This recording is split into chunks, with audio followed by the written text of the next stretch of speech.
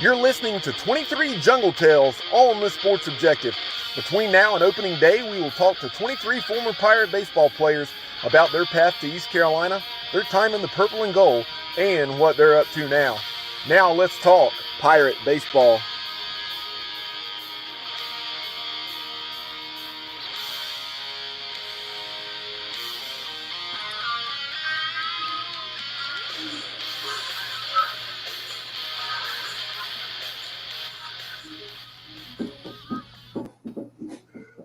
Welcome into 23 Jungle Tales right here on the Sports Objective. Another great episode.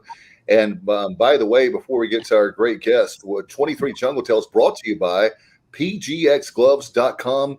Want to thank Mark Minikazi, good old Kaz, who played third base during the Randy Mazey area. Want to thank him so much for all that he's done for this show and for this particular show for 23 Jungle Tales. Of course, 23 former Pirates players or coaches as we take a look back, getting ready for the season starting on February the 19th, and very excited about the 2021 campaign. But right now we're going to take a trip down memory lane. But I want to remind you, pgxgloves.com, they've got everything. Yeah, pgxgloves.com. Give Kaz and the folks at PGX Gloves an opportunity to provide you with your baseball gloves, whether it's a customized glove, with different colors and other options that they have, and personalization with your name, message, whatever you want on it, then they can provide it for you. And then also baseball stuff's not all they have. They have some sharp looking swag, and we'll have that on the screen for you here in some of our upcoming shows. We'll do a screen share, and but definitely go to pgxgloves.com and check it out. They also have football and golf gloves as well. And by the way, talked to a former Pirate Club staff member, Austin Collar, the rep, and he's looking to get some gloves there from Kaz. He checked out the website, pgxgloves.com. Appreciate Mark Minikazi and Bubba. Very excited now to have a great pitcher. Man, we've had a lot of great pitchers back in the day and present time. Absolutely, and this guy pitched for the Pirates, as you see there on the screen. If you're viewing tonight, that's a typo there. It's 1986 to 1990. I got it right on the other overlays. I'll have to correct that. But Tim Langdon, welcome into the show, Tim. Sorry about that. Hey, you made me younger.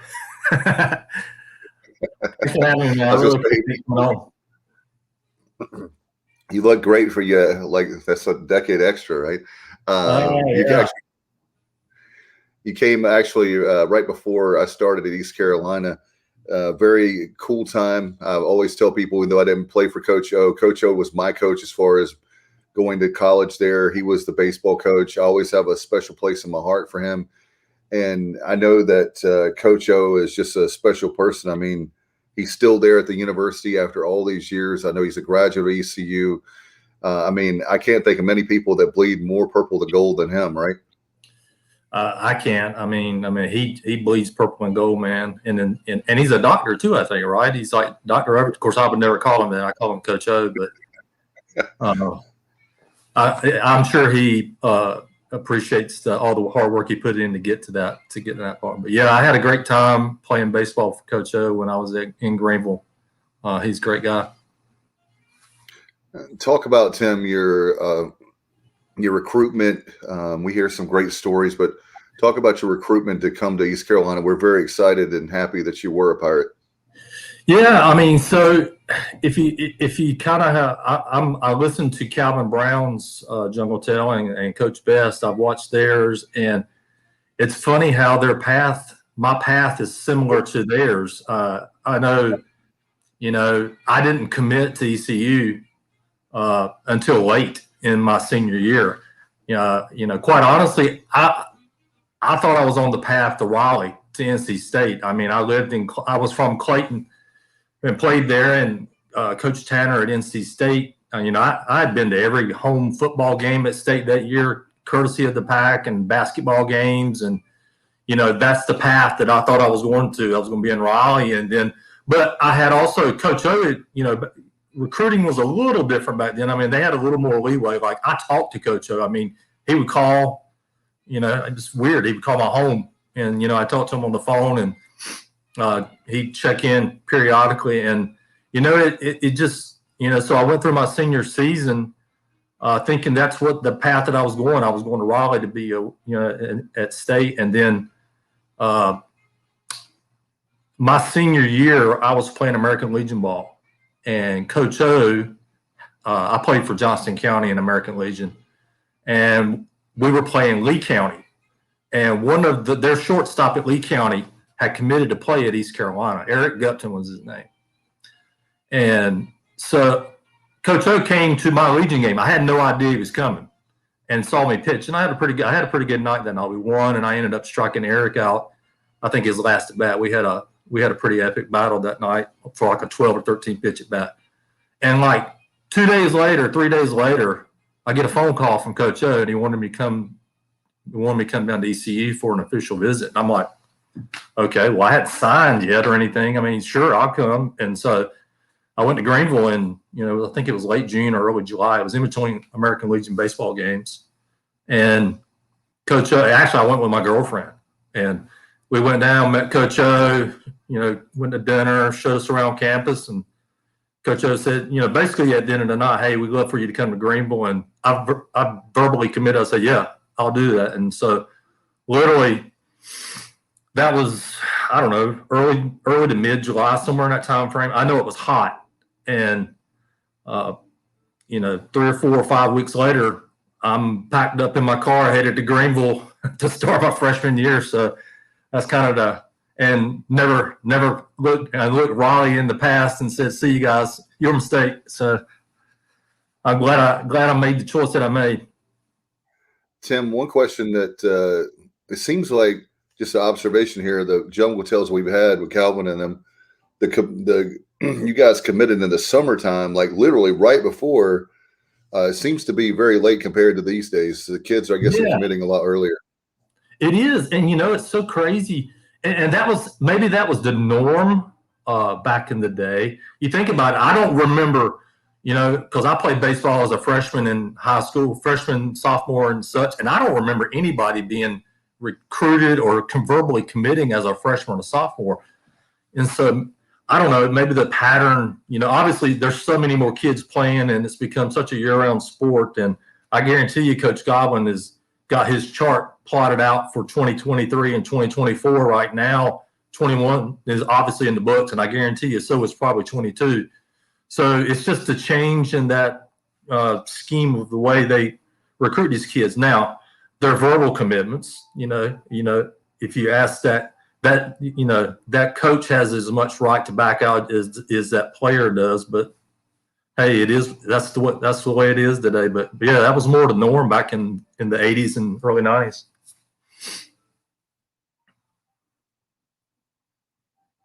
As far as you were talking about the recruitment, was there any kind of parties or anything you went to, or was it just definitely Coach O just saying, hey, I want you to come? Well, no, for East Carolina, it was just, it was, hey, we want you to come. We want you to play for us. And that kind of, but other, there was no kind of party. Actually, it was kind of, I don't know, I'm trying to think of the right word to say. It was kind of boring, if you will, from a standpoint of there was no excitement. It's just, hey, we want you to come play, because it was that late in the season. Now, I had been on official recruit trips earlier in the year. I'd been to Carolina, I'd been to NC State, I'd been to Clemson, and I'd been to Appalachian State. So I had one recruit trip, official trip left, and it happened to be that I took it to ECU, and it was the most least exciting, or whatever the right term you want to use, but I ended up committing on that. That's the one I committed on. Tim, I don't think you've referenced this. I had to step away for a moment, but obviously we've talked about Coach Gary Overton. Who was the pitching coach in those years? Well, when I was there, so Coach Best really handled most of the hitting. Obviously, he handled all of the hitting duties, and quite honestly, when I came on campus, Coach Overton really was the one for the most part. Now, we also had, you guys probably remember Jabbo Fulgham. he was our grad assistant, and he was a catcher at ECU. He played at ECU as well, so he helped with the pitchers as well. But between Coach Fulgham and Coach O, that's really who handled the pitching until my senior year. As you know, Coach Best. So in between the '89 season and my senior year, the '90 season, Coach Best took a position at Auburn to go be an assistant coach. So when we came back on campus for for my senior year, we had Coach. It was it. Coach O was it. And so he was in the process. He had to hire another coach, and he ended up hiring a pitching coach, Kevin Anderson, who came in from George Mason and fulfilled those duties in the '90 season. Yeah, I thought it was a little bit later on. I knew Roger Williams was at about 92, 93 or something that he came in, and he, of course, if I'm unless I've missed him moving on, I think he's still at Louisville doing a heck of a job there. Yeah, he is. And Roger used to come when he got drafted. Roger would come out and work out with us in the preseason. It was actually kind of funny because, like, in the spring when we would get ready for the season, we had Roger out there working out with us. We had Butch Davis out there working with us.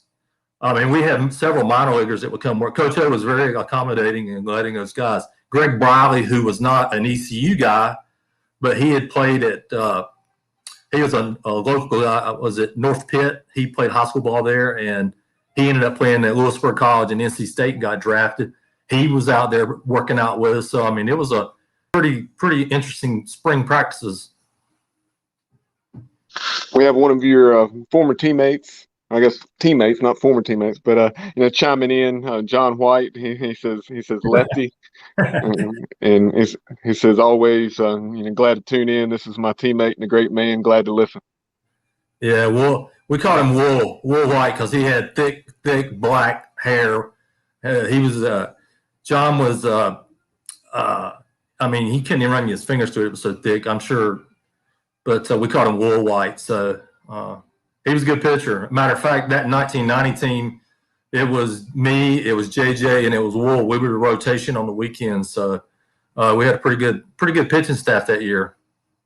As far as starters, we had obviously we had other pitchers, but as far as doing the bulk of the starting. Tim, one of the things that comes to mind is the stat that you always hear about of not making Omaha with a team to have the most NCAA appearances. But the way that I look at it is you guys are a perfect example of an amazing team. And we've had such a tradition through the years that's the way you look at it. Is, I guess, some people have a glass half full, a glass half empty. But for me, you guys, there's a lot of great players, teams in different areas. So all the coaches have been, I think, really good over the years from way back, even way before my time. Yeah. It's always been a tradition field program. I was looking last night, just kind of, looking at some old stats best I can. And it's amazing how many, you start in the 60s looking at the teams that came through and then into the 70s and 80s. It's just a rich tradition, man. And I'm just glad to be a part of it. I mean, when I came in as a freshman, the 85 team, the 85-86 season team, that was a really good team too. The only problem was that was the year that Winford Johnson was a senior and Greg Hardison was a senior and Chris Bradbury Sarge was a senior. I mean, that was a very heavy junior and senior team. At that time, though, they only took, I think it was 48 teams to the tournament. They didn't take 64. And we lost in the championship game to Richmond and didn't make the NCAA tournament. But that team was really good as well. So, I mean, I got a chance to play on some really good teams through that stretch. But that 85-86 team and that 90 team really was a special team. So, I'm proud to be a part of the Pirate baseball tradition. Yeah, Tim, like you're saying, as far as the 48-team field, I guess that was up through maybe 97. And then in 98, when the super regional format, sub-regional, super regional format was implemented, it moved from 48 to 64. Yeah, and actually in the 1990 region, you're right, because back then you had 8 regionals, 8 winners went to the College World Series.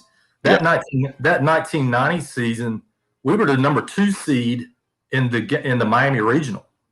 So, I mean, if you look at it from that standpoint, I mean, that put us somewhere in the top 16 or 17, somewhere in that range when we finished our regular season and conference championships going into the NCAA playoffs. So, I mean, we were ranked pretty high as any team that had been at ECU at that point, up until that point. Yeah. So you've talked about the pitching staff a little bit, and just talk about you individually arriving onto the scene there prior to the '86 season, fall of '85. How did things go for you? And talk about when you saw your first real mound time. So, hindsight, when I first arrived on campus, as most freshmen, you've been very successful playing baseball, and you probably typically are one of the better players, if not the best player on the team. And I had played at Clayton High School, and I had played American Legion ball at Johnston County. So I stroll onto campus at ECU, thinking, hey, this ain't going to be so tough. And then you get there, and I'm like, oh my gosh, man, all these guys can play.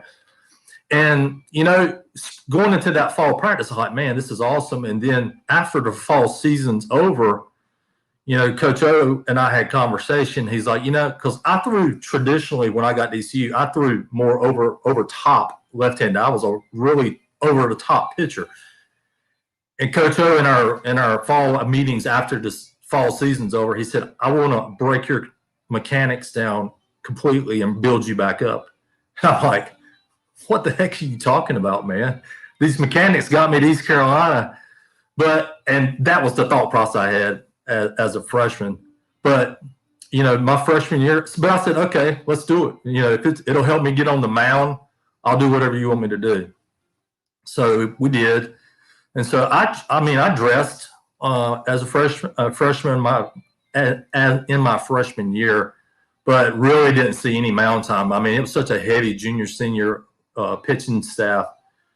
And in the process, I was working on mechanics. Coach O was taking me from an over-the-top guy to more of a three-quarters, like a shoulder here type pitcher. The whole idea was to get more movement on my fastball and throw more strikes, which at the time I thought I did, but I really didn't. But that first year, I didn't see a lot of playing time at all. And then my second year,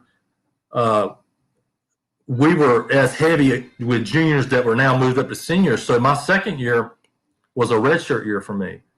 So quite honestly, after my first 2 years, I haven't been on the field. And I'm like, matter of fact, I remember, and Coach O was still working with me on my mechanics, and it was a process to get through. Now that I look back at it now, and I'm like, if I hadn't have done that, I would have never seen the mound at East Carolina, because Coach O knew what he was doing. And he knew by getting me to consistently throw strikes, because, quite honestly, in college baseball, if you're not getting strikes, you're not going to be successful, whether you throw 80 or whether you throw 90. Tim, I'm sorry. You brought up a great point. Sorry, I thought you were finished. You brought up a great point about the very fact of your first 2 years pretty much not on the mound. It's amazing, maybe it's because you and I are closer in age than the guys today, but just disappointed to see I'm talking about in general, not necessarily East Carolina, but the college athletes today are expecting that they start with their freshman year. They're expecting like instant gratification, instant success. And you're a perfect example. There's many guys like you, ladies like you, that have come and played college sports that we're in player development when you're in college. And that would, like you said, if you had started, you may not have had the success. No, that's a good point, Dave.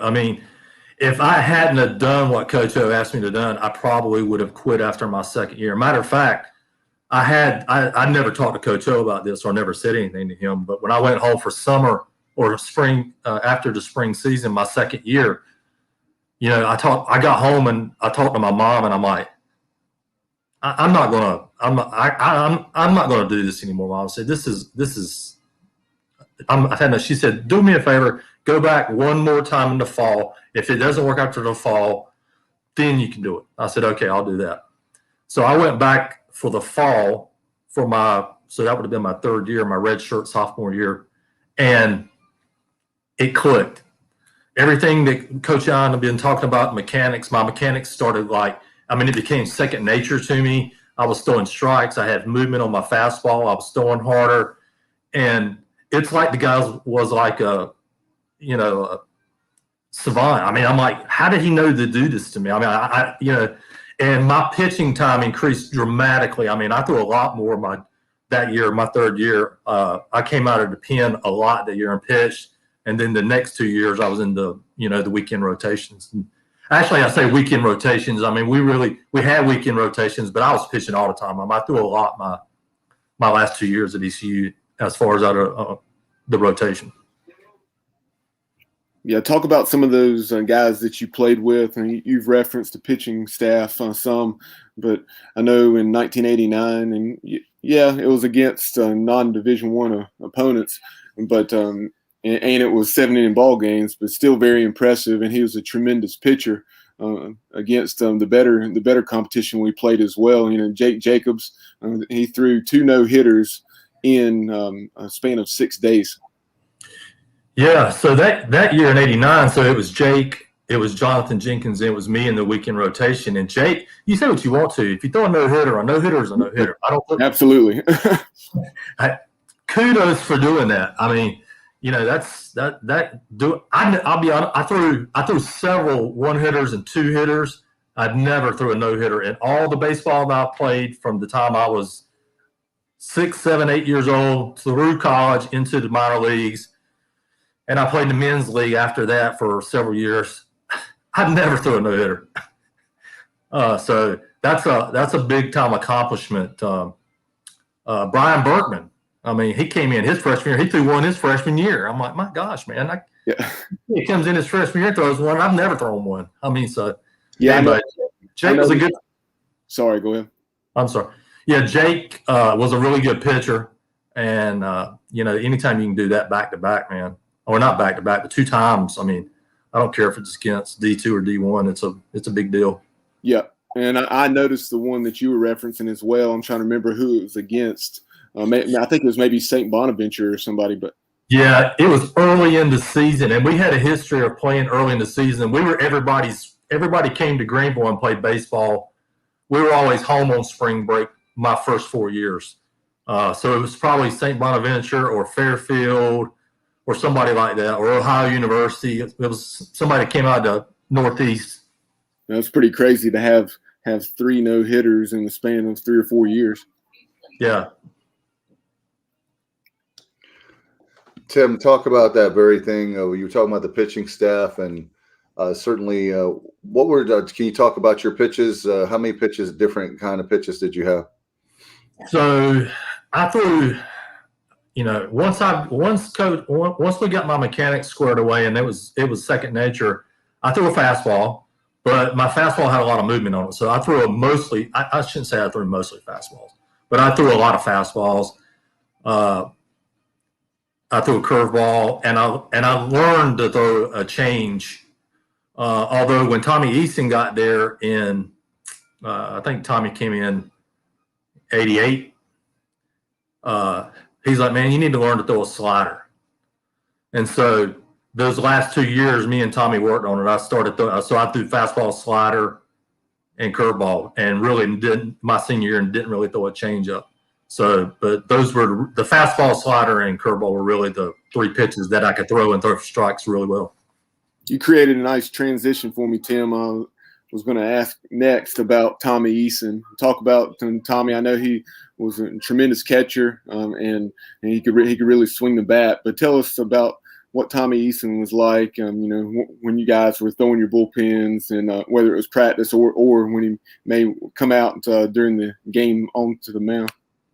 So I would have to say Tommy came in as a freshman. He was a highly touted freshman, even though he came from Snow Hill.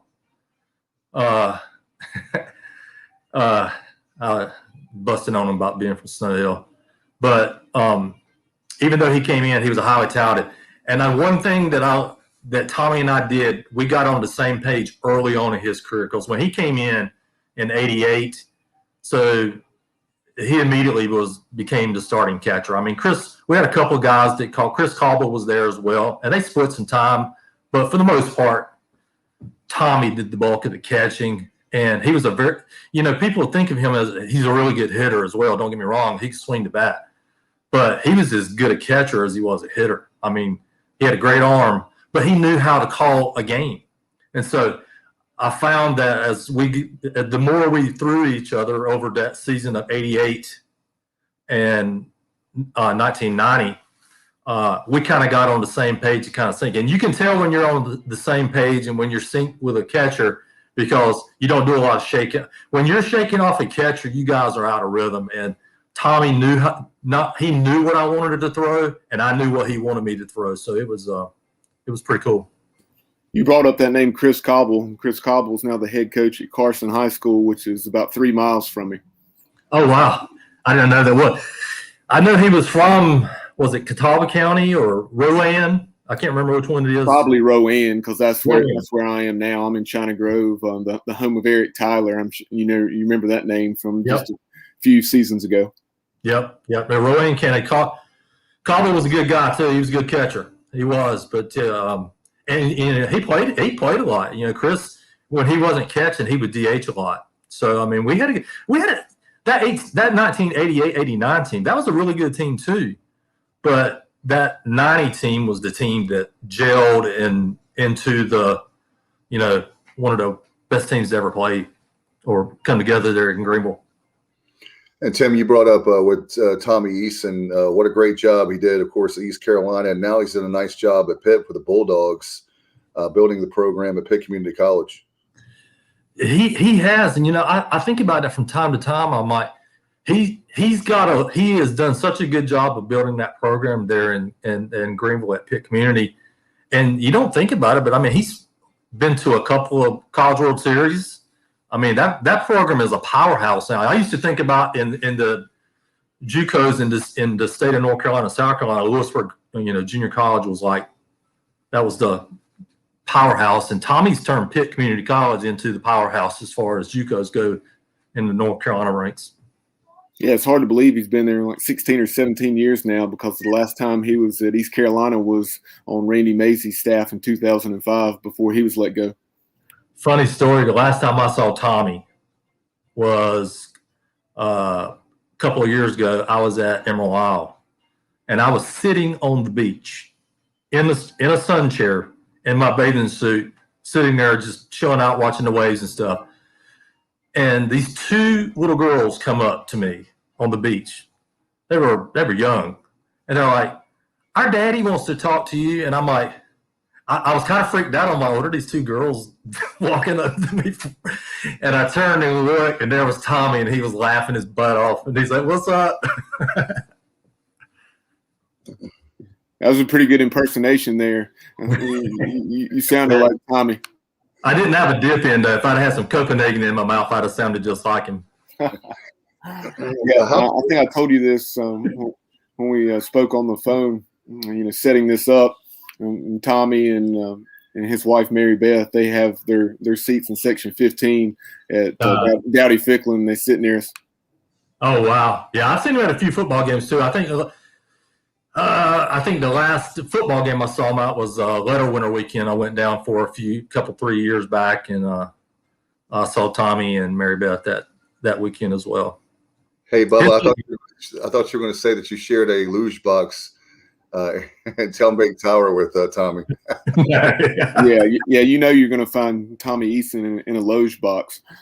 No, Tommy's like myself. He wants to be out with the crowd, and like Tim said, he had his Copenhagen or whatever he was dipping.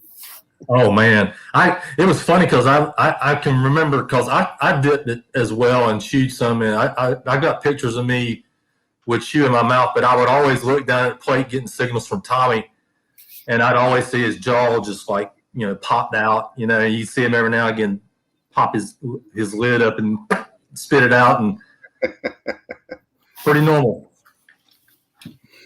Talk about some so people that maybe are not familiar with your era of baseball players. Is there any stories? I know there's a lot of stories you can't share, but are there some really cool moments you can share with behind the scenes, maybe that the average Pirate fan and Pirate Nation wouldn't know? probably, I'm trying to think from games. Of course, Bubba, you and I talked about the Greenville game, the Chapel Hill game in Greenville in 1990. That was that was a fun game. That was the night the streaker was born. So the story, I don't know if everybody would know the story. So 1990, we're playing Chapel Hill. We're playing Carolina in Greenville. I actually pitched that game. And you guys know because you went there, but the way the outfield, and at that time, there was a space in between the left field fence going down to the foul pole, and then all the way across center, you had all those pine trees. And all the fans were tucked in because the stands were already full. Well, we had a rugby team at East Carolina, and the captain of the rugby team was a guy named Bob Eason. Well, that just happened to be Tommy's big brother. And Tommy had the rugby guys out in left field. Bob had all the rugby guys, and they're out there having a good time, and had Guns N' Roses jamming "Welcome to the Jungle." It's pretty interesting. And so it actually ended up turning out to be a really good ball game. We were up 2-1 going into the ninth inning, and I got pulled in the ninth. Jonathan Jenkins came in for me in the ninth, and they had a runner on third with 2 outs, and it was their leadoff hitter did a little bunt thing. It was a bang play at first base, and the umpire rung him up. Game over. And Coach Roberts from Carolina came out, and he was livid. Well, by that time, the rugby guys, there was a freshman rugby guy that was with them, and they had stripped him down completely naked and thrown his clothes over the left field fence. And so all of a sudden you see this body coming over the fence in left field, no clothes on. He was coming to get his clothes, and about the time he picks up all his clothes, he bends over toward the plate. I'm sure he didn't mean to. And about that time, Coach Roberts looks up and sees a naked butt in left field. And he looked at Coach O and pointed his finger at him. He said, "Gary, that's why I'm never coming back to Chapel Hill, is because of that." And the crowd went crazy. And I mean, it was probably the most memorable game I remember at ECU as far as interaction with the fans. And plus we beat Carolina 2-1 that night. So it was a great game.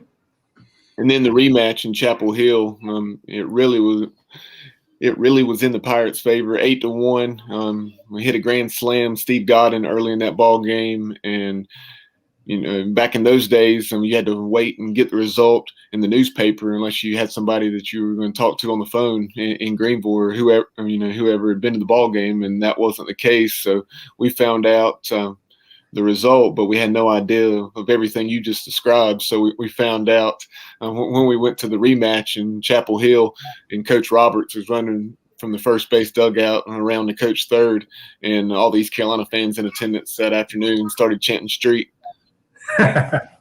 Well, the not told story about that game is we were missing a couple of players that night. So we left Greenville. I can't remember if it was a Tuesday night or Wednesday night, but we were headed to Chapel Hill to play them. And it was about a week later. I mean, it was literally like a week apart or a week and a half apart. So we had some players that had some downtown Greenville fun on Saturday night and had caused a little issues. I won't go into great detail about that, but anyway, Coach O got a phone call on Monday morning, and the only way we knew about it, because when we got to the field house to go to Chapel Hill, I mean, we always went dressed, and we would change over there. Usually we would go in, dress clothes. And when we got to the Scales field house that day to go in and get ready, their uniforms were not in the locker. And all of a sudden we hear so-and-so, can y'all come into my office? And all we hear is yelling. And next thing you know, we see them walking out the door like, "See you." And so we went to Greenville with our 3 starters. And so I remember me and Brian Burtman standing in the dugout looking at each other going, "Man, how's this going to play out?" And lo and behold, Steve Godin hits grand slam in the first inning, the top of the first. And I mean, we go on to beat them again that week, and it was just like, oh my God, I can't believe this is happening. a week and a half apart. Yeah, like you're saying, we put up, I think it was 6 runs in the first inning or so. Yeah. And it was a funny story. A couple of Chapel Hill fans in front of my dad and I, they looked at each other and said, "This could get ugly." And about time, if I remember correctly, about the time God hit that home run in the first, there was a big crowd that had come in from Greenville that had bussed in from ECU. And they were coming in the gates. I don't know if you've ever been to Boston Stadium, but it's a pretty stadium. And they were coming in ECU yelling Pirates, and about the time when Godden hit home run. So it was mayhem in the first inning in Chapel Hill. And I'm like, my gosh, man, I didn't expect this today. Yeah. It was certainly a day to remember for Pirate Nation. Yeah. Yeah. That was a fun week and a half. No question. That was anytime you can beat the Tar Heels is a great day. And I know that but the big picture, though, is it is great to have the in-state rivalries with NC State and North Carolina, Tim. But our program, even going back to your days and way before my age group and your age group back in, like you were talking about, the baseball team has been known for so long. It's really a national program, not to take away from the in-state rivalries. But in other words, that's not everybody says that's our Super Bowl, but it's really not our Super Bowl when you think about we want to go to Omaha. We want to win a national championship. That would be our Super Bowl. Yeah. No, the focus has changed now. When you're starting, I mean, and quite honestly, with the pandemic that happened last year, I mean, they were on the verge of having. It felt like a really, really strong team again, possibly this year as well. So the whole thought process has changed, and now we're looking more national, looking towards Omaha. So the games against the in-state rivalries, UNCW, you could throw them in there because, I didn't like playing UNCW. I disliked them just as much as I did Chapel Hill and playing Raleigh, NC State. But that focus and change now has become, hey, let's win our conference. Let's get host a super regional and get in Omaha. That's the focus now. And so, I'm hoping that if that happens, I want to be in Omaha, pulling for the Pirates. Yeah, what you said about last year's team is definitely true because, early on the pitching and the defense was really, really good. And the bats, were kind of hit or miss. But when things got shut down, the offense was really hitting its stride. And so it would have been a lot of fun to see how things would have panned out the way we were clicking in all 3 phases of the game. Yeah. You were talking about Omaha. How many guys do you think will? I think there's going to be. It may be several hundred former baseball players that'll be at the College World Series, and I know Bubba and I will be there one way or another, right, Bubba? I'll ride on the top of the car, Bubba, for the Rosenbaum vehicle if I have to. If we're allowed to be there, we'll probably go this year, and I hope we do. If the Pirates are there, or whether I can be there or not, that would be great. But if I can be there, then I'll be there. I'll be like Aunt Edna. You can put me on the top of the station wagon, and y'all can tie me down. The family truckster. Exactly. Hey, if that's what I have to do to get to the College World Series, as much as I love the Pirates, and you guys, Tim, it's going to be special for you guys because a lot of great players have come through, like we talked about. One thing I wanted to ask you, and we're going to get you a pro career, but I guess it goes back to the coaching staff and the recruiting the talent. But another thing I'm proud about the East Carolina tradition as far as baseball is how many players have been drafted over the years. It's unbelievable. Yeah, it's crazy. I mean, I know that 90 team that I'm trying to think from the time I was there from 85 to 90, 86 to 90, how many players got drafted, and prior to, you had Coach Best and Coach Davis. You had some guys in the early 80s, Bob Patterson, who ended up playing in the big leagues. He may be the first Pirate in the big leagues. Not sure about that, but he's pretty close, I think. It has just gradually increased over the years. I know my senior year, we had 5 guys that got drafted off that team, and then the next year, Tommy Eason and I think Mike Whitten got drafted that next year too. It was either next year or the year after. So I mean, it's incredible now. and I like to think that I was a part of helping pave the way for those guys that come along now and have, kind of put in the, we all put in the work, but I mean, we kind of put in some work to help those guys that where they're at now. And yeah, it's pretty cool. You already shared one tremendous jungle tale on that 1990 Chapel Hill game. Were there any others that stood out, maybe a game against NC State or UNC Wilmington or whoever? So I'm trying to think. Nothing on the scale of that Chapel Hill game. I mean, you couldn't write that any better. I mean, Mike Roberts was an ornery, ill guy anyway, the coach for the Tar Heels. So anytime you can get under his skin, it was easy to get him riled up. I mean, we had some pretty epic battles with UNCW, not like anything they've had in the past few years. I mean, they've turned that into a raging battle between them now, but we used to trounce UNCW pretty regular.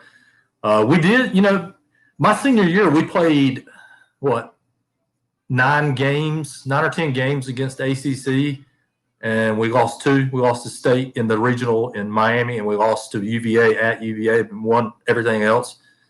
So we held our own that year against them. I'm trying to think other games that were,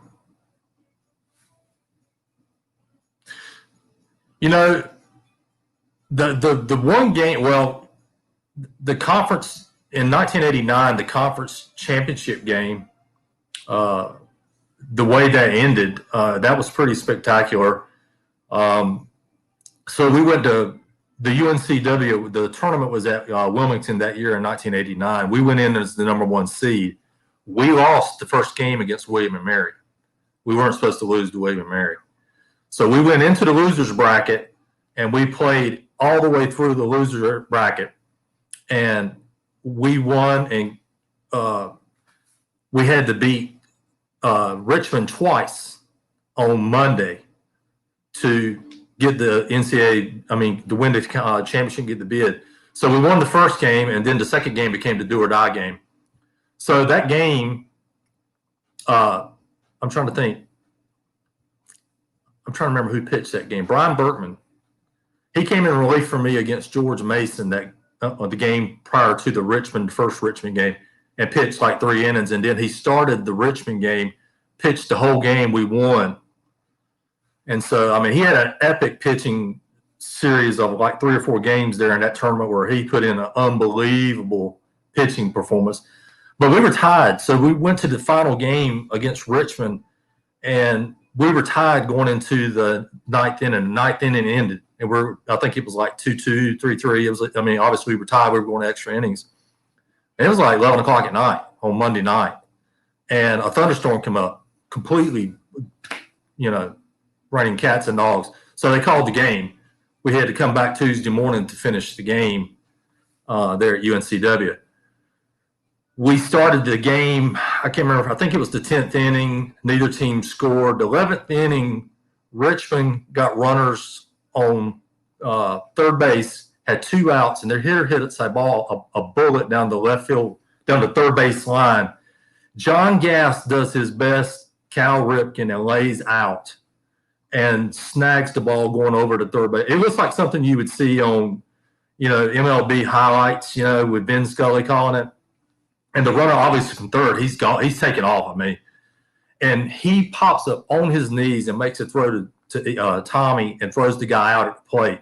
Inning up, ends there in Richmond. If that ball pops up over the bag, game's over, they win. And we ended up scoring a run in the bottom of that inning and won the championship that day. So it was a pretty awesome way to end that 1989 championship game. And then the next year, 90, was a totally different story. We went to UNC Wilmington and we destroyed 4 teams in a row. So, it was a tale of 2 cities, but both earned championships that night or those 2 years. In that 1990 season, when you were second team All-American by the ABCA, the American Baseball Coaches Association, just talk about, I think, you were 11-2, if I'm not mistaken, something like that. But out of those 11 wins, is there one that really stood out? I'm trying to think. I mean, yeah, that season, that 90 season, yeah, I was either 11-2 or 12-2. I'll have to admit, I mean, it was a phenomenal year for the team, and I had personally had a good year there as well. The game against Chapel Hill was a game that I really enjoyed pitching against, but probably the game that I pitched the best all season long is what, I've always told kids that I played, in coaching baseball and stuff, and Coach O used to say this all the time: 20% of the time you've got your best stuff. 20% of the time you're awful, you couldn't get anybody out, and then there's the other 60% of the time where you live. That's where you really live, and you pitch and you grind and you eke out wins. Well, we played Western Carolina. That's the first time we played Western Carolina in Greenville in that 1990 season, and Jack Leggett was the head coach of that team, and we beat them twice that year. And if I'm not mistaken, Keith LeClaire was the grad assistant on that team as well. And so, but that first game against Western Carolina that day, that's probably the best game that I threw all season. I mean, I could have closed my eyes and thrown strikes. I mean, it felt, I think I struck out 11 or 12 that day. I mean, it was just, as far as having my best stuff, I mean, I had other good games, but that's the day where it was like magic. And Tim, some people have like a rhythm and the command, obviously on the mound. Were you a guy that took a lot of time, or did you want to go ahead and get there back on the mound and throw, like you're saying, throw darts?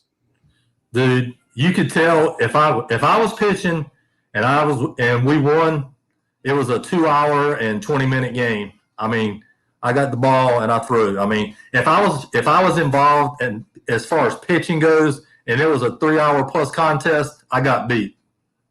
So, yeah, I definitely wanted to get the ball, go. So, in other words, the earlier you could get a shower, the better. Exactly. Had places to go. Want to definitely get back to Greenville. You had a party to go to. Yeah, exactly. So, Tim, take us back there after that 1990 season. Talk about the draft. I know you were chosen by the Cleveland Indians. Tell us about that. You gave me a little information when we were setting this up as far as your, signing bonus. If you want to mention that, I had to laugh when you threw in that about Shoney's. So, I thought so. We finished the season. We go to Miami, and we finished the season. We fly back, and the draft happened. We got back from Miami on Monday night, and the draft started on Tuesday. Well, obviously, I wasn't going to be called on the first day. I mean, the next day, I knew that wasn't going to happen, so I really wasn't expecting anything. But through that year, Coach Anderson, man, he had really helped me a lot as far as and not just pitching, but also my thought process. I think I became a much better and mentally tougher pitcher. Anyway, so I had an idea that I was going to get drafted. I just didn't know. I thought I was going to get drafted by the Seattle Mariners because I know they had seen me pitch and come to see me pitch several times. And so I think it was Wednesday or Thursday of that week. My roommate Bertman called me. I was over at my girlfriend's house. He said, "Hey, dude," he said, "some guy just called here looking for you. Said he was with it was a scout. He said he wanted to talk to you. He said he wanted to know if he calls you at this number, will you be okay?" I said, "Yeah, that's fine." So about 10 minutes later, I get a phone call from Paul Tennell. He's the scout for the Cleveland Indians. And he said, "Hey, we took you in the draft." I'm like, "Cleveland?" I mean, I said it probably, and he's like, "Yeah, I know we suck, but, But I was just shocked because I'm thinking, okay, the Seattle Mariners are going to call my name. But it wasn't. It was Cleveland. So he said, "Hey, I want to get together, want to talk to you about this, want to sign, that kind of thing." I said, "Okay, that's fine with me." I mean, I was a senior, so I'm like, what am I going to negotiate, whatever. So he said, "Are you familiar with Memorial?" I said, yeah. He said, "There's a Shoney's over there." I said, "Yeah, I know what you're talking about." He said, "Can we meet there for lunch tomorrow, say like 1 o'clock?" I said, "Yeah, that's fine with me." So I meet the scout at a Shoney's for lunch. he didn't ask me about a signing bonus. He said, we can give you $2,000 and I'll buy your lunch today. And I was like, that's great. What do I sign? When do I sign? And where am I going? He said, well, when you sign this right here, he said, I'm going to get you a ticket for Cleveland and you're on the way Sunday afternoon. I'm like, okay. So, I mean, I literally got drafted on Wednesday or Thursday. And on Sunday afternoon, I was flying out of RDU going to Cleveland because back in the day, Cleveland, they brought all their draft pick to Cleveland for a week's worth to kind of see what they had and where they were going to go and, get the big league experience. Of course, it was Municipal Stadium at the time. It wasn't Jacobs Field or Progressive Field now like it is. So, but it was still, you're 21 or you're 22-year-old. I mean, that was fun experience. Hey, the team plane that they used in Major League, did they bring that down to get you? It wasn't quite that bad. I flew American up there, but that would have been the icing on the cake if that thing had rolled up and Jabu had a popped out or something. Get to be teammates with Pedro Serrano like John Gass did. Yeah.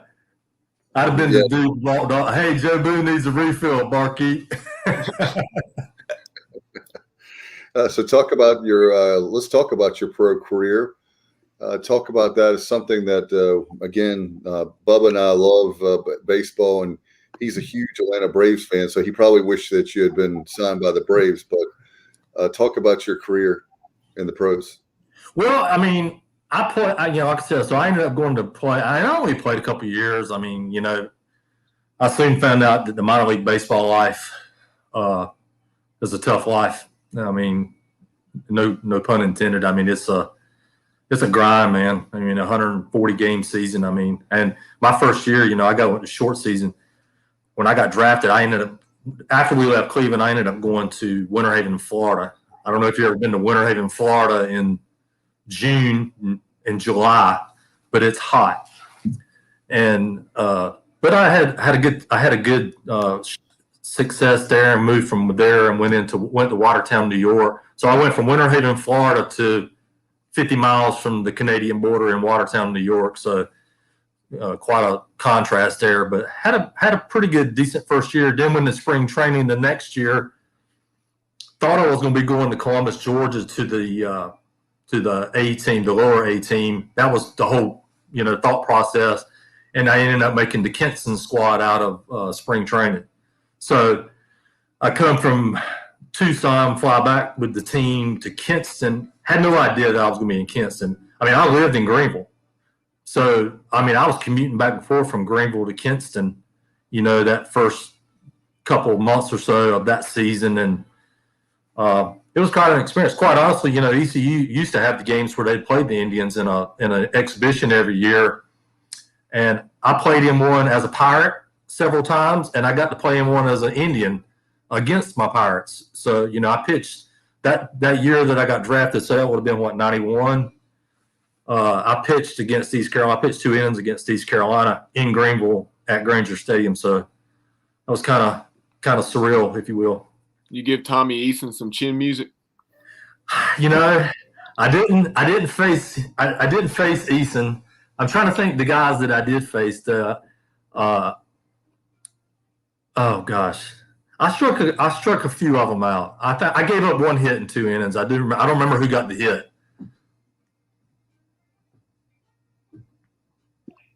Well, that certainly would be embarrassing. Thinking about East Carolina, you kind of have something extra special. Did you throw harder, or did you?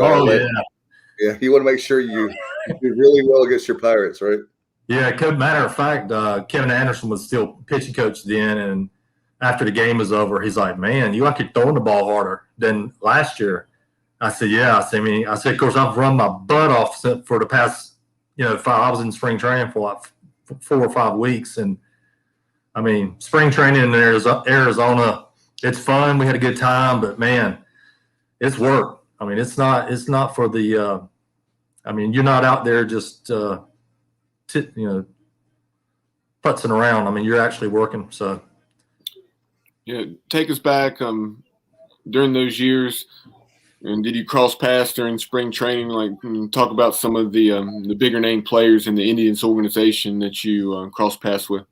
So I don't know how familiar. So Jim Tomey obviously was in the Indians organization at that time. He and I were not on the same team, but one of my roommates. Here's a weird thing. My roommate in spring training was a guy named Scott Morgan. Now that name doesn't mean anything to you and I, but it will if you remember Kirk Morgan, who pitched at East Carolina and played infield. So that's Kirk's dad. So Scott and I were roommates. We played pro ball together in the Indians organization, and his kid ends up becoming a Pirate and coming to East Carolina. So that was kind of cool. But yeah, my roommate who I actually lived with during the season was a guy named Dave Malicki. So Dave, he's kind of a not so famous. He played in the big leagues. Dave he made it to the big leagues with the Mets. He got traded from Cleveland to the Mets. He is famous for, or I think he's famous for, that was just when they started interleague play in I think it was 2000. The first Subway Series game between the Yankees and the Mets, Dave Malicki won that game for the Mets. So, and I still stay in touch. Dave ended up going from the Mets to the Tigers, and the Tigers was where he really had a good major league career. I mean, he won some games with the Tigers and made a ton of money. I made a bunch of money, and as far as I know, he hit a lick much since then after he retired. But I played with several of those guys. So Malicki he was a big leaguer. I played with another guy named Robert Person, who ended up pitching for the Phillies and the Blue Jays in the big leagues. I guess probably too, a name that you might remember the most, he was our right fielder when my first year in pro ball, was a guy named Brian Giles. And so Brian played in the big leagues with the Indians, and then he played with the San Diego Padres for a long time. And his brother, Bubba, Marcus, played for the Braves for a right good while. Yeah, you mentioned that name, Jim Tomey. Obviously, there in the early 90s, after the Indians had been so bad, just like my Braves had been, they started figuring it out. When you mentioned Jacobs Field earlier, I remember that came along not too long after Camden Yards, and they had those new uniforms, and they started putting it all together. If you'd have seen Jim Tomey, my first spring training in Tucson, Arizona. So, like, if you've seen the movie Major League, the facility that they work out at, the Corbett Field, that's in Tucson. That's where the movie was filmed, and that's where we spring trained at when I was with the Indians. And Tomey, I mean, if you saw him in person, like you'd see him in the hotel, I mean, he was 6'3". I mean, he's a good-sized guy. I mean, he was like, I don't know. He looked like he was 195 pounds soaking wet compared to the guy that you see, slugging 50 home runs for the Indians later on and then going to Philadelphia and having to, Jim Tomey's in the Hall of Fame. You don't realize he hit 500 home runs, 600 home runs. I mean, that's insane to have a career like that. No question about it. That puts you, those kind of numbers will put you in the Hall of Fame, right, Tim? Yeah. Yeah. It better anyway. Yeah, exactly. As far as where did you finish your pro career? Can you talk about that? So I made the Kinston team, and that's where I made the Kinston team, and then that was the end. So that was the end of my career. I mean, I did 2 years, and that's where I ended it, and moved on to life and got out of the baseball game. Well, I moved into a different avenue of the baseball game. I started playing later on when I was in my 30s. I played in the men's league here in Raleigh, which was fun, but it was, there's a lot of difference in playing baseball when you're 32, 3, 4, 5 versus 20, 21. Body doesn't do the same things as well as it used to, but it was fun. And then I kind of transitioned into, I've been several years helped a guy coach a travel team into trying one called Purpose-Driven Baseball. How about, you were talking about your 20s and 30s. How about your arm? How did it hold up in your 30s versus 20s? I know that's what you hear about guys with their pitchers with injuries to their arm. Thank the Lord, I never really had any arm injuries whatsoever. I mean, well, I played that men's league from the time I was probably 33 or 4 range till I was 40. And thankfully, you only play like once a week, usually Sunday afternoons, maybe a Saturday game. But when I turned 40, I had to stop. I mean, my arm, you wake up on Monday mornings, man, and it was agony. I mean, it takes days to get back to normal. And I'm like, I'm not doing this anymore. I've done enough baseball. So what can you tell fans, what are you up to now since you put the ball down and left it on the mound? So when I finished up with Kinston, we moved. I had gotten married in between seasons, the first minor league season and the second season. And so we moved to Raleigh. I ended up getting into the, kind of on a whim, I got into car business. Started working for Leith. I was working at the BMW Mercedes store. And I worked, so I was in the automotive industry for the bulk of my career. I mean, I've done that for 20 plus years and got out of it and kind of did my own thing. That's when I started doing some coaching, and I moved to Tennessee. I actually lived in Nashville, Tennessee for 5 years from 2010 to 2015, working at the Mercedes-Benz store. I was a sales manager at the Mercedes store in Nashville. And then we moved back from Nashville to North Carolina just to get back home. I'm like, I miss being in central North Carolina and Johnston County. I tell everybody I moved back for the hot dogs and the barbecue, because you can't get Carolina Packers in Nashville. And you certainly can't get good barbecue there. Not like you can Eastern North Carolina. Do you like Snoopy? You believe it? Yeah, I do like Snoopy's. I mean, I'm a fan of the Carolina Packers, but I like Snoopy's. I mean, it's different. Yeah, I like Snoopy's in Raleigh. So I thought next time I go through Raleigh, I'll definitely go to Snoopy's. I hadn't thought about Snoopy's in a while. Yeah, it's good. And so when we moved back, I told my wife, it's like, if I can stay out of the car business, the car business is great. I did it for 20 plus years and I really enjoyed it. But I had kind of burned out. So now I work for Curtis Media Group now. I'm in advertising sales with radio sales. So I sell radio for 94.7, our country station here in Raleigh, and 96.1 BBB. And we got several radio stations that I rep here locally for Curtis Media Group. How about that? I worked, I'm an alum of Curtis Media. I worked there from 2010 to 2015. So I must have. Really? Yeah, I did. I worked for WPTF 680. Wow. Yeah. Well, you know exactly where I go then. I do. I love that. I miss the parking lot. I used to walk. Whenever I would be stressed out, I used to walk around that parking lot to kind of calm down a little bit. It's so funny how many people I see. I'm like, what's going on in their brain? Because I see them out there doing that loop around out in Highwoods in the parking lot. I know what they're doing. And but yeah, I enjoy working there, man. I've been working there now for 3 or 4 years, 3 years or plus, and I really enjoy. I love that I'm still in sales and it's that competitive realm, but I've actually got weekends now. I don't, when I was in the car business, I didn't. I worked every Saturday at the dealership. I was always at the dealership, so it's kind of nice now. I can see my kids, and they're obviously they're grown now. I mean, they're 23 and 25, but I get to see them in more frequent nature now. No question. Mike and Janie are tremendous people. Yeah, I think a lot of you have an easier sell when you have great people like them. Mike and Janie, man, they're good people, and actually the whole group. I mean, it's good. Mr. Curtis is still there every day. 80 years old, going at it. And every Tuesday morning. I hope I can live to 80. That man is like still going strong.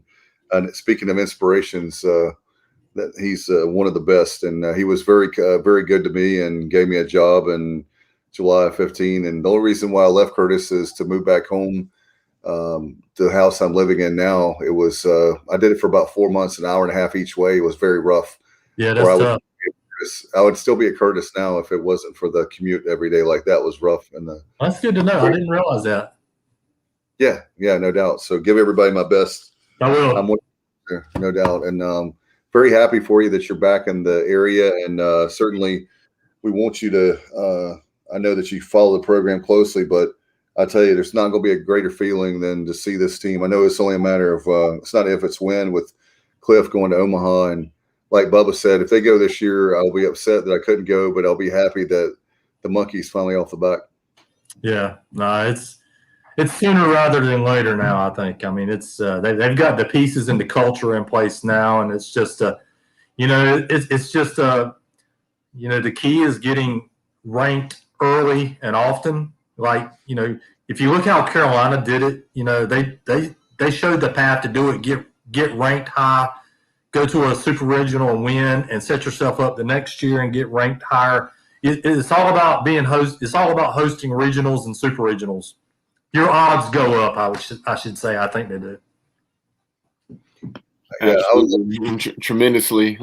Very rarely are you going to do what we did in 2016, where you go into Charlottesville and then nearly go into Lubbock and do the same thing.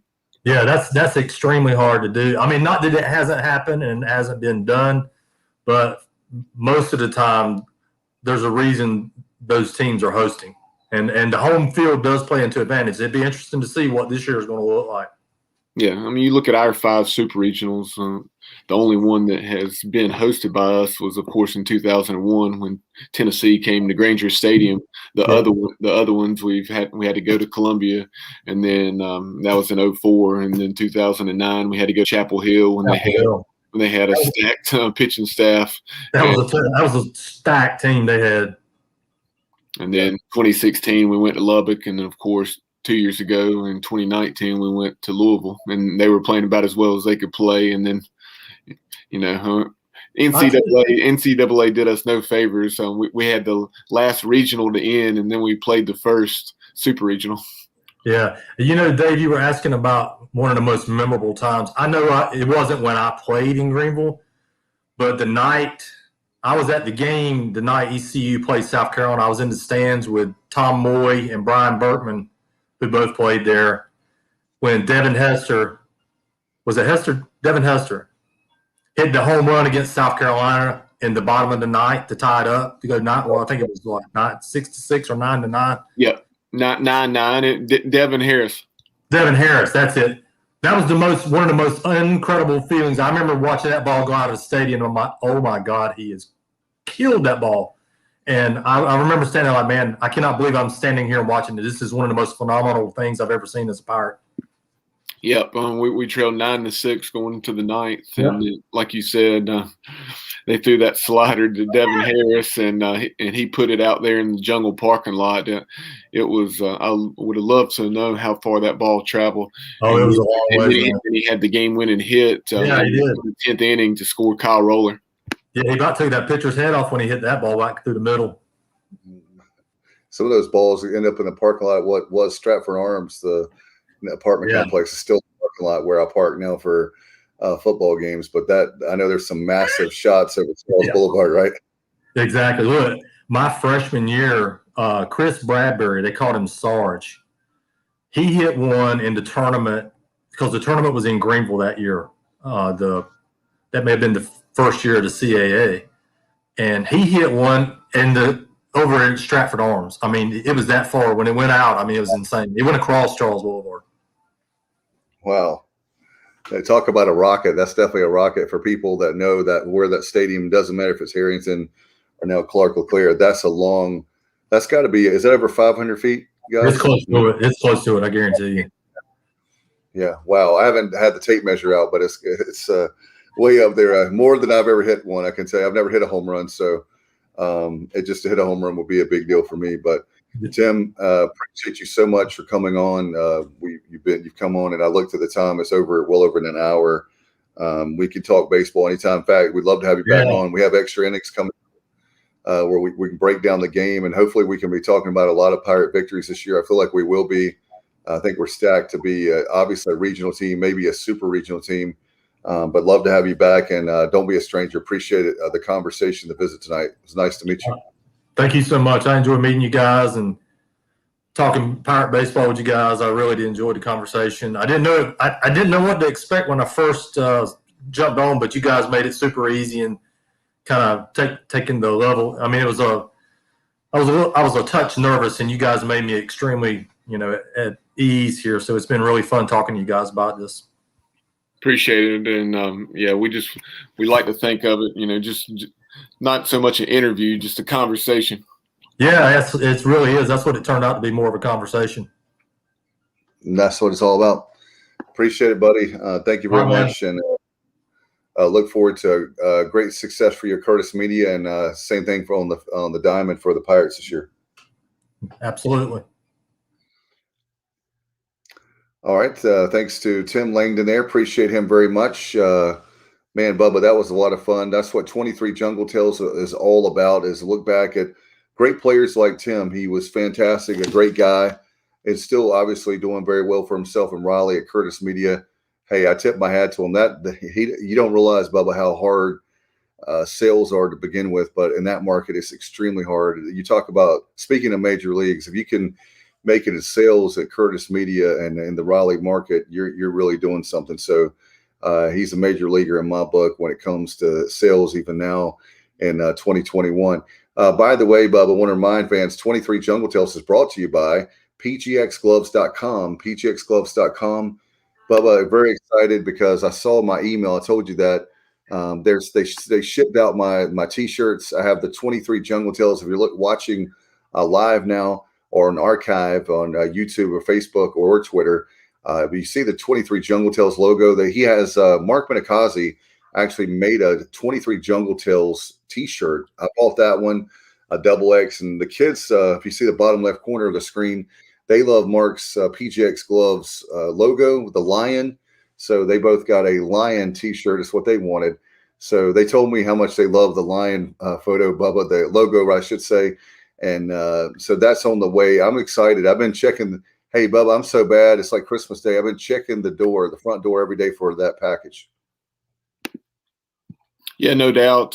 Just one moment, I was doing a screen share here, and we'll take a look at some of the swag we were talking about, as well as the gloves, batting gloves, golf gloves, football gloves, you name it. Bear with me one moment here. I'll scroll through. There's the Pirate collection that we've referenced, sharp-looking logo that you were just talking about, Dave, and he has it in East Carolina colors, as you see there. So tremendous-looking shirt, and then he also has it in graphite heather as well as purple. So great stuff there. Is great quality. I tell you what, you can look at looking at the website. Austin Collar, that used to be with the Pirate Club, he's going to get some golf gloves. Bubba, by the way, he told me, and I told him to make sure, by the way, folks, if you're listening or watching this, make sure that in the promo code East Carolina, you want to put capital ECU, capitals ECU, make sure they're capitals, and you'll get 25% off your order. And the great thing about it, hey, there's travel ball. Look at those gloves, man, those custom baseball gloves. Just think about your kid right now. They're getting ready for maybe my son, hopefully, will be getting ready for a farm league. We haven't heard yet. And my daughter for softball. And wouldn't it be great to have one of those cool gloves, especially my daughter? She would love to have that because of the lion on the glove. But they have the cool batting gloves. My son loves batting gloves. I think Riley does too, Bubba's son. But certainly the PGX, Mark Minikazi, they just pop, You want to stand out in a good way. And certainly with Primal PGX gloves, man, they just really, really do us right. And I appreciate their support of the program. And it's Pirates supporting Pirates. Cause was, of course, for those of you probably watching or listening, he was a third baseman during Randy Macy. We had him on last year on, I believe it was 23 Jungle Tales last year, Bubba? I believe so. I think we just had him on a normal podcast, but okay. All right. But we'll certainly have Cause back on here soon. No doubt, and appreciate him so much. And again, folks, if you're looking for some cool swag, you're looking for some cool stuff, just go to pgxgloves.com.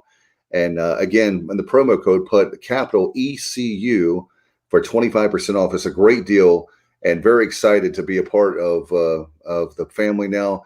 the PGX family, and they're part of obviously the Sports Objective family. So again, go to pgxgloves.com. Bubba, very excited. And do you want to make the announcement, our other announcement? I will. Just give me one moment here. All right. Well, folks, again, make sure that you get those orders in. I know that they do a great job of getting those orders and get them to you, getting those in a matter of days. So appreciate Mark Minakazi for his hard work on that. And we have a new sponsor, Next Level Training Center. Bubba, very excited to have a local Greenville, North Carolina business. As you see on the Where Players Train, I took my son, Trent Britt, took him to my son Alexander on his birthday, him and Mackenzie last year, March 20th. And I remember the date very well. My son was just over the moon that he was at Next Level Training Center. I think highly of those folks there. They do an excellent job. Bubba, you know, I know if Bubba were in Greenville, he would, the Greenville area, he would take his son Riley, as well as a little bit of a commute, like what, Bubba, 3.5 hours, but proud to have Next Level Training Center as another sponsor of the show. People are getting the word out that this podcast is no joke. And when it comes to 23 Jungle Tales, when it comes to extra innings, right? Yeah, with extra innings, each Sunday we'll take a look back at that week's games. You know, it'll be at least 4 games, assuming you don't have cancellations due to rainouts or COVID. But however many games the Pirates play that week, we'll take a look back, and then also take a look forward to whatever the Pirates have ahead of them the following week. But extra innings this year will be presented by Next Level Training Center, and then also we'll have play of the game or play of the week, and the play of the game and week will be brought to you by PGX Gloves. No doubt. Thanks to Mark Minakazi. Thanks to Trent Brett. Everybody at the Next Level Training Center and PGX Gloves. We have obviously a lot of good people, and the best is yet to come. Bubba, thank you so much for your hard work. I know that a lot of hard work goes behind the scenes for getting the different players or coaches for 23 Jungle Tales. So very excited about we've got about 16 more, don't we, coming up? That is correct. So we'll have 16 more. So between now and the 19th and maybe a little bit beyond, we'll have more 23 Jungle Tales. Again, brought to you by pgxgloves.com. Go there, buy something. And again, the promo code ECU, and you save 25%. Make sure there's a capital ECU as well. All right. For Tim Langdon and, of course, Bubba Rosenbaum, I'm Dave Richmond. You've been watching and listening to 23 Jungle Tales right here on the Sports Objective. And as always, go Pirates.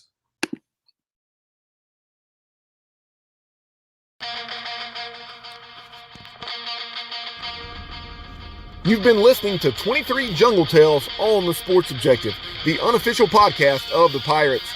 All these interviews and our other content can be seen on our Facebook page and YouTube channel. Be sure to like, follow, and subscribe. The audio can be heard anywhere you listen to our show, including but not limited to Google Podcasts, TuneIn Radio, SoundCloud, and Apple Podcasts. Follow us on social media on Twitter at TheSportsOBJ, on Instagram at The Sports Objective. Like and follow us on Facebook, and subscribe to our YouTube channel. As always, we appreciate you listening to the show. Go